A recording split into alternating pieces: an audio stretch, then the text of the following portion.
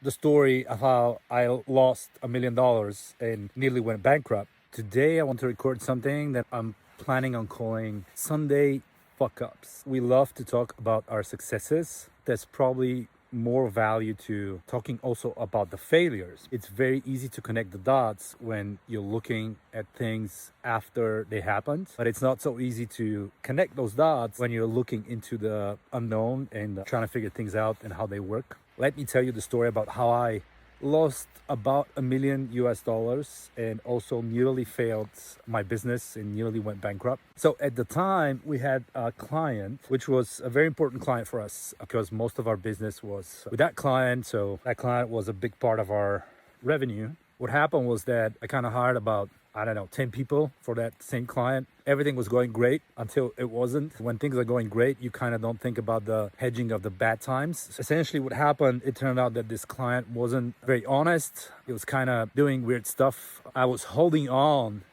to that whole situation and to that client for so long that I basically ran out of money in my business. I had to start putting in my own personal savings into the business in order to keep the business running, to pay my people's salaries, and just to stay afloat. And when things went really bad, I stopped paying myself a salary. So I ended up spending money from credit cards and other weird stuff I had to do in order to pay my expenses, buy food and stuff like that, pay my bills. It was very frustrating. I was probably getting kind of depressed at some point in time because I had no money.